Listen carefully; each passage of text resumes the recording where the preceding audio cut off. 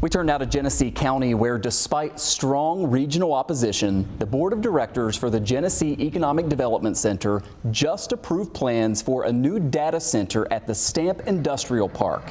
It's codenamed Project Double Reed. Now, this approval happened within the past hour or so. The plan here is controversial because the site is part of an area with wetlands, grasslands, and forest, and that includes the Iroquois National Wildlife Refuge. At recent public meetings, folks lined up to speak out in protest of this project. My neighborhood is threatened. The children are seventh generations. Their futures are being impacted. Everything that we believe in is tied to the land. The land is it. You know, there is no going backwards, because once the land is gone, where do we all sit? And it doesn't mean just for the residents of the Tonawanda Seneca Nation, but also our neighboring communities are also being impacted.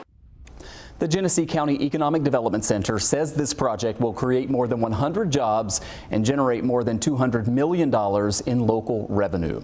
Dale Shoemaker is a reporter with Investigative Post who has been following this very closely. It's great to see you as always. I want to ask you about the subsidies because we saw the jobs numbers there. First, though, walk me through what happened today, and does this mean basically the approvals are done, this is moving forward? Yeah, today was the big approval. They approved the SECA resolution, that's the environmental permitting step, and they also approved the subsidy package. And these subsidies are substantial. We're talking $472 million in total. This is sales and mortgage tax breaks. That breaks down to about $3.9 million per job. Now that's and those could go even higher because they are in line for low-cost hydropower from the New York Power Authority, as well as probably state tax credits as well.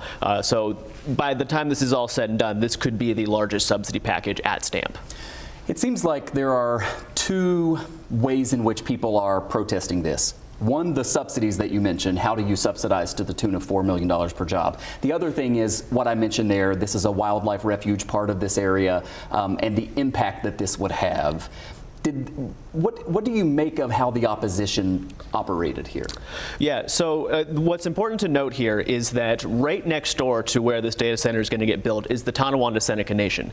This is kind of an old, traditional, very rural, very agrarian, indigenous nation. They've been there for hundreds and hundreds of years, and they have said, no, we don't want any of this industrial park next to our ancestral territory. There's been a lot of back and forth between them and the IDA that's subsidizing this data center, and they've never really come to a conclusion there. So some allies of the nation, as well as nation members themselves, they came out in opposition to this. That opposition was not enough to convince the IDA otherwise.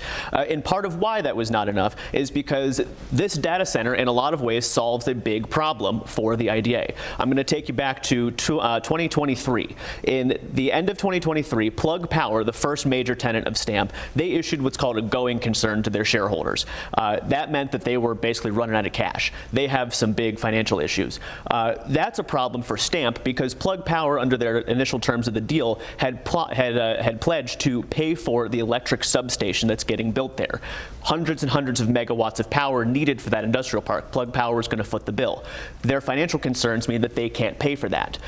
With a lack of other tenants lining up to occupy at Stamp, the IDA then turns to data centers to say, we need tenants and we need to get this substation built. So part of this deal is that this company, Stream US Data Centers, they're going to pay about $50 million to finish building the substation at Stamp.